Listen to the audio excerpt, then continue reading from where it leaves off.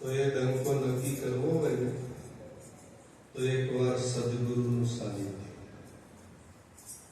બીજું બધું તમે કરશો પણ એટલા સુધી નહીં પહોંચી શકો. પણ સદગુરુ મળે તો એક પલકની અંદર, એક સેકન્ડની અંદર આ વાતની તમને ઘેર બેહારી શકે છે.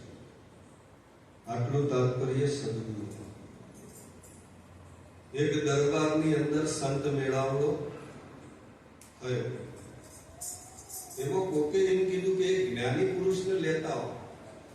એક જ્ઞાની પુરુષ આ મુલ્લા નસરુદ્દીન બહુ સારો સત્સંગ કર્યો એટલે મુલ્લા નસરુદ્દીનને લાયા. મુલ્લા નસરુદ્દીનને કીધું લેવા માઇક અને તમે સત્સંગ કરો. મુલ્લા નસરુદ્દીને માઇક લીધું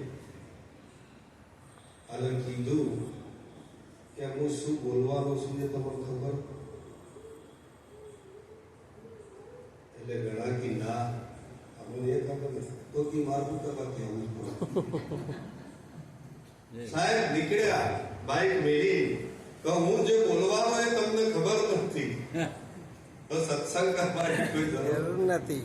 એટલે પાછી ઘણી સભાઈ પાછી કે આપણે 50% હા પાડો અને 50% ના પાડો. એ કે મહારાજ તમે હું બોલવાના છે 50% વાળા કે અમને ખબર છે અને 50% વાળા કે અમને ખબર નહીં. મહારાજ પાછા સારું કે હું શું બોલવાનો છું એ તમને ખબર છે કે હા તો કે આ હોલ ખબર નહીં એમ કહી દેજો. હોલ ખબર નહીં હોલ કહી દેજો. પણ આ સાહેબ ઘણી વખત આપણો વિશ્વાસ ના બે ત્યાર સુધી આ ભક્તિ શરૂઆત જ કરતી રહે. સાહેબ વિશ્વાસ તો હોવો જ જોઈએ. તમે જે કરતા હોય એના ઉપર વિશ્વાસ અઢળક હોવો જોઈએ. અને સદગુરુની વાત કોઈ દાડો ખોટી ના હોય, એના ઉપર તમારો વિશ્વાસ હોય તો જ વાહન કરશે, ન કરી સિવાય કરશે નહીં.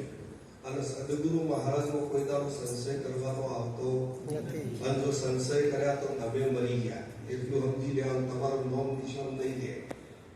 આ તો જેને સદગુરુનો પડકાર ફેંક્યો છે, જેને સદગુરુને જાગૃત કર્યો છે, એવા મહાપુરુષોએ ઇતિહાસમાં આજે નામ છે. કબીર હોય, નિરોધ મહારાજ હોય, આ બધા સંતોએ સદગુરુનો પડકાર ફેંક્યો છે, સદગુરુને જાગૃત કર્યા છે. તારી એ જાગૃત બન્યા છે, ન કરી શકાય જાગૃત બનાય નહીં. હું છેલ્લું ભજન બોલી મારી વાણી વિરામ આલું છું. કારણ કે હજી મહાપુરુષો છે, એમને આપણે સાંભળવાના છે. બોલો સદગુરુ ભગવાન.